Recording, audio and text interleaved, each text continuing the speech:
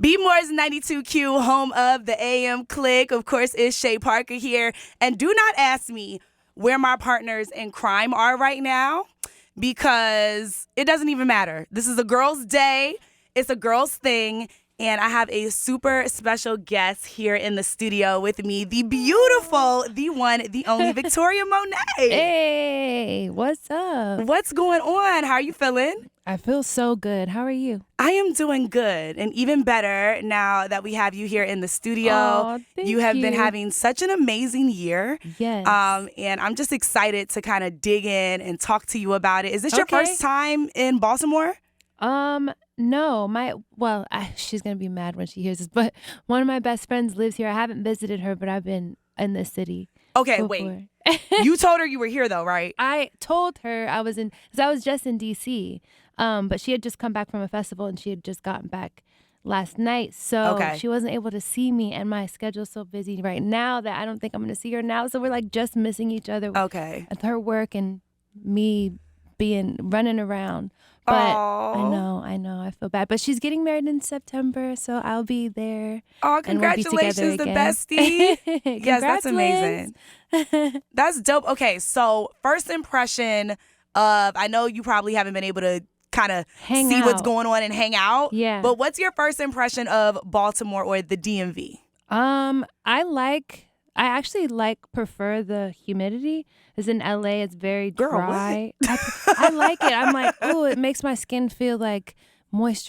Like in LA, it's like burned. It burns to be Okay, hot. So yeah. I like that. I feel like I like the lush greenery around because, again, when we're in LA, it's very, or Cali, a lot of parts of Cali, when you're on the freeway, it's very like buildings. You can see the city from the freeway. And I was just looking at the freeway and I was like, this is really pretty. Like all this, the trees and greenery, and it feels like there's so much oxygen around because there's just so much nature right there on the freeway, which is like so new. Well, that's So beautiful. I love that. But I need to know a little bit more and Yeah. experience more than the freeway. So I want to somebody got to take me outside. Yes, for sure. Next time you're here and your schedule is a little more free, we definitely got to take you to Safari, What's which that? is like one of the most popping clubs, out here in Okay, Baltimore. okay, So that'd okay. be fun. We're going to have to take you to the harbor. Okay. And that's, right on the water. You can go to all the restaurants and stuff. Oh, nice. We got to get you some crabs. Please. Because Baltimore loves those whole crabs, those crab Well, legs. it sounds like right up my alley because I'm a pescatarian. I only eat fish. I don't Okay. eat meat, so I'm here for it. Okay, so we won't I'm hit ready you to with the throw chicken down. box then. Like No, Baltimore is known for its chicken boxes with the Is salt, there any the pepper, the vegan ketchup. version of it? Because I could have that. I could have Unlikely. okay. Well, maybe just get me some bot seasoning. Okay. And we can put it on. We some can do that, fish. but we can for sure do the seafood because Okay, yeah. Baltimore has the best seafood. I'm here So I for think it. you'll enjoy that. Lovely. Yeah, for sure. It's like crab boils and All Okay. of that. Yes. All of that. It's yes. I've had it in Cali, and I know that it probably just doesn't compare because it's not our specialty. I would say like LA, we got really great Mexican food because we're so close. So Ooh. I would definitely Tacos. hit up Taco yes, Tuesday. street Yep. I can only imagine. Absolutely. It's so good. So we'll trade when you're Okay. in LA. I'll get you some tacos. Yes, for sure. I'm with that. I love tacos. I might turn into a taco the way Really? that I Is it eat your them. favorite? Yes. Okay. Yes. Have you ever had a crab taco? I've never had. See, like a combination of the. it gets tricky. Okay. Like, I'm so iffy about seafood that I just like it like how I like it. Once we start trying to stuff Change it it. and stuff and Yeah. make it into tacos and make breakfast burritos, I'm like, all right, y'all. Okay, Let's I feel relax. that. I feel that. Yes, but you have been just a busy little bee, okay? Yeah, I've been running around. A sold out tour. Yeah, that's crazy. What the hell? Exactly. Did you anticipate that it would sell out in minutes, not days, minutes? To be honest, I thought, okay, by the time I go on tour, the tickets will be gone. Did not expect minutes nationwide for it to be gone like that. So reassessing the venue sizes and stuff for Yeah. next time I get on the road. But I'm just really thankful. It's just so nice to see that people, when they're given an opportunity to support me, they will. Yeah. And it's just really, I feel loved. So that's my takeaway from it. I'm super excited to get on the road. just see everybody who's been supporting. I did a project released in 2020 that I didn't get to tour. So this feels like I'm touring 2 albums in one, and the anticipation is so high. So I'm really, really excited to just get on the road and get it going. And everyone's excited to see you. I mean, it's 25 tour stops, right? So that's a hefty. I mean, it's not well. I'm gonna say I've been on a world tour, opening for another artist, and I know those dates they're like 6 months, 8 months long, right? So this is like really sweet run. Okay. Okay. I love that for you. Thank you. Your first headlining tour yes. at that. Yeah. And what are you most nervous about and what are you most excited about? I think the nervous part only is really coming in if I'm going to be away from my daughter Hazel for a long time. So I'm trying to currently figure out how I can just bring her for most of the time, but she actually started school. She's 2.5, but she's in school now. Aww. So that's when like the school year will actually have been started. Yeah. So I want her to experience that, but I also don't want to live life without her for a month and a half. So I'm trying to figure that out. I'm really, really excited to do meet and greets because I think it's different when you're in the same room with somebody and doing the show versus when you get to speak to them, hug them, meet them, do that. So I'm excited to just see people and talk to them face to face, know their names, just exchange energy that way.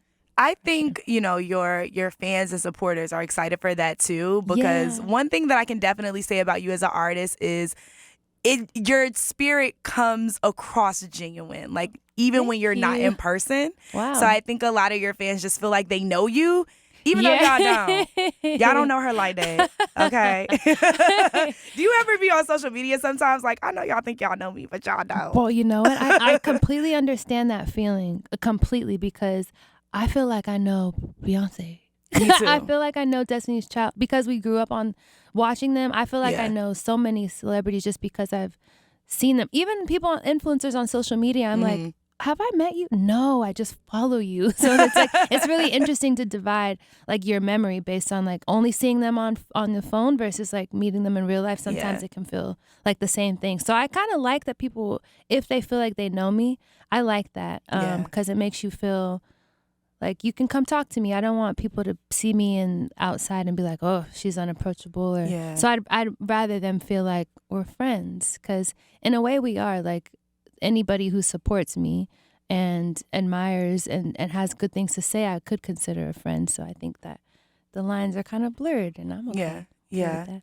I love that for you though, because you feel like you're at home and you have a family, you have your tribe. Yes. While you're on tour. That's so exactly what I call them. Yeah. Okay. Your tribe? Yes, my tribe. Yes. But I'm excited to see you when you come to DC in September, of course. Come on. I will definitely make sure that I'm at the show. Please. But Jaguar, okay, so 2020. Yes. It's now 2023. Yeah. Now we have Jaguar II. Mm-hmm. What is the difference between both projects?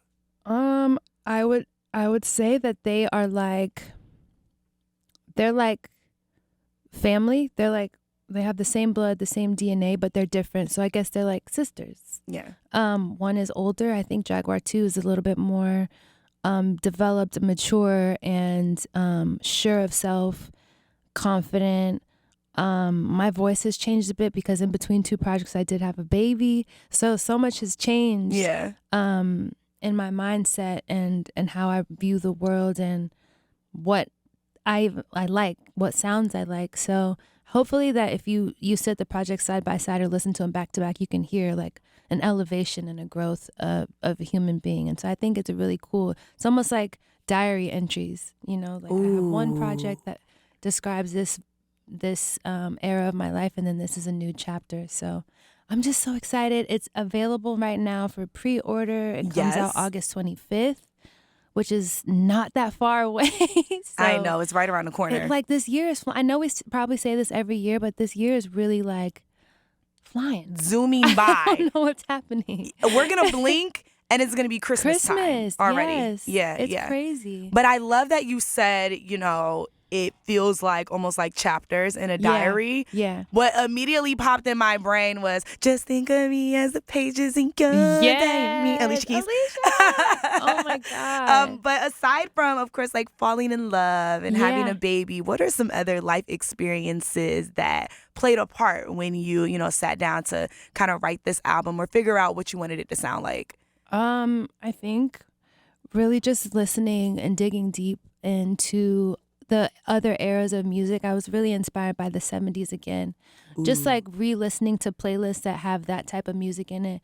And then even listening to like Brazilian music from the 70s, like kind of going outside of, or like Korean music from the 70s, like what did K-pop sound like then? Just kind of just listening outside of what is playing today, which obviously I love, but I just kind of wanted to not be too influenced by, you know, today, and really try to make something that is genuine to the root of it all, and feels really timeless, but also still represents the way that I speak in this era. So my album really mixes like sonics from retro sonics, like horns and live strings and live drums and live music, with like a top line of how we speak with our friends. And so it's like there's a bit of it's kind of playful and like double entendres and like witty and just fun jabs that I feel like people would enjoy. But if you listen with your grandma, she may like it until she hears the lyrics. Like, you know, she probably be like, "Oh, girl, I love," you know, the sound sonically. Listen it sounds to the beat. like Listen to the instruments, just grandma. Don't read the lyrics. Don't read the lyrics. But yeah, it should be. I hope it's received really well, and it's going to come out right before tour, so I'm just going to see how quickly the tribe can learn these songs. So they're going to learn them. Don't you dare doubt them, okay? Don't you dare doubt them. They have, 2 weeks or some change from when the album is, you know, officially available outside of pre-order to the tour. So I think they're going to have it in the bag, because how fast do we memorize Beyonce's lyrics? Oh. Of course it's Beyonce, but let's be real. Right. The tribe is going to show out. Yeah, they're going to show up they and show do. out. They're the best. They're the best. You know, one of my favorite songs of yours is F-U-C-K. Okay. I love that song so much. Oh my God. It is actually, I had listened to your music before, but that song I like fell in love. Oh, I had it on repeat. I love that. Like way after it was released, but I had it on repeat. Like my friend was like, "Okay, let's relax." No, I love that. I feel like it means a lot to me when you can come back to it after it's released and like still like it, because it shows me that it's like it doesn't matter what time. Like maybe someone will discover it for the first time in 5 years from now, and they can still love it like it's brand new, because it wasn't about like a event, like a media event that happened that day or year, and it like expires, so it doesn't feel like jaded with time. Mm-hmm. You can listen whenever. So one of my favorite type of music to make is, you know, timeless. I'd like to try to make timeless music so they come back 50 years, play it on vinyl, like, you know. So thank you. Thank you for that so much. Of course. Super talented. And I love Party Girls. Thank you. Love the remix. You did your thing in the video. Oh, thank you. Thank you. It was so fun to film. I know it was, you know, we wanted to film it in Jamaica and really just represent that culture well and be very authentic and have the people of Jamaica in the music video. So it was such a cool environment to be a part of, and also a really, really fire reason to go to Jamaica. Right. I might add. It's just when landing there, I was like, I want to move. I think it's I would always like a good place time here. to go to Jamaica. It's great. Yes. It's so great. It's like, I think some places have a really great energy. And I think Jamaica is one of those places you feel it instantly. You're like, ooh, vacation. Yes, I was literally just talking to Akil about me and Dominique the Diva. We went to Jamaica in May for Memorial Day weekend. Ooh. Had a blast shaking our ass. Yeah, I love Maybe that for some cash. Yes, give it a rhyme. I love it. That's so fun. Yes. Was it, oh no, that was after Carnival. Huh. Yeah, it was after Carnival, okay. but I would love to go to Carnival. Same. I haven't been to any carnival. Me neither. The closest is Mardi Gras. Have you been to Mardi Gras? No. No? No. What? Do you really have to show your titties for like the beads? Okay, well, here's the thing. My family's from Mobile, Alabama, so I've never been to New Orleans Mardi Gras. I've been going to Mobile, Alabama because people from Mobile swear they started it. So I've only really? Yeah, it's like kind of a thing. It's kind of a thing. I had no idea. Yeah, well, when I talk to people from New Orleans, they're like, psh, police. You know, like it's like an argument. I guess they have like beef. But I've only been to the Mobile ones, which is very like wholesome. We dress up and like wear gowns and like they have like I haven't seen no titties. Basically, it was no titties being shown. Victoria? They had the beads, but no titties. They had moon pies, but no pie. Okay. No moons. Yeah, I love that. So with this album and just the current state of R&B. Yeah. I know you've probably seen a lot of artists like Jaguar, Chloe. They talk about how the internet will say, "Oh, your album's a flop. It sucks. Yeah. Everything about the music sucks," and then they'll go and sell out shows. Yeah. Do you feel any of that pressure at all? Do you ever have anxiety about, what the numbers are gonna do and how are people gonna receive this compared to, the first Jaguar that came out in 2020? Yeah, I can't lie. I do have those thoughts. Just I think more so on the business side. When I try to divide my brain and think business wise, I'm like, oh, if this album doesn't do what it's projected to do, then maybe for the next album I would like physically have less support from a label. So in that way, yes, but like in my normal life, like I really just want to make the music that I really love and I'm happy with and that would connect to people no matter how many people bought it. But like the one person that bought it, they love it and they connect to it and they want to listen to it and it's gotten them through certain days. So like I have like two sides of the brain going. But I honestly, I feel like with my creative energy, I would say that there is no such thing as a flop. It's really just, did you make an album and did you get it out to somebody else besides yourself? And do you feel good about it? Are you happy? Are you proud of the work that you did? If the answer is yes, then you won. Success. Yeah, you won. But I do business-wise understand how that may not be as sustainable. Yeah. But yeah, I think you got to just take it one day at a time. Yeah. And like try to think with both sides of the brain, because if you only think business, it's for the wrong reasons. You're in it for the wrong reasons and you will be miserable. Yeah. That's so true. That's so also true. only compete with yourself. Like don't compare your numbers to someone else's. Like just maybe if you're going to think about numbers, you're like, oh, well, did it do one better than my last project? Then I grew. And then like kind of just base it on that instead of, because it could be a lot of pressure trying to sell like a pop star. And the Adele. numbers do lie too. That's true. That's true. People could also buy your album and then not like it. So like, and not want to see you perform. Or that like no one wants to see you. They just want to stream your music for like turn-ups or something. But yeah, it's all a balance for sure. Well, thank you so much, Victoria. We appreciate you coming through to just kick it with us and to talk about the album, which is available for pre-order right now. Yes. But you can get it officially on August 25th. But why would you want to wait that long? Like, why would you want to play with your life and wait until August 25th? It doesn't make sense. But we love you. We can't wait to see you in D.C. We're going to make that trek from Baltimore to D.C. Thank you. in September. And if you go to Carnival, just pack me in the suitcase. You don't have to tell anybody. Let's go. I got a guy at Customs. Yes. We can call Drake. He'll make sure we're good. Yes, I love it. Let's Thank you, go. love. Thank you so much. Yes.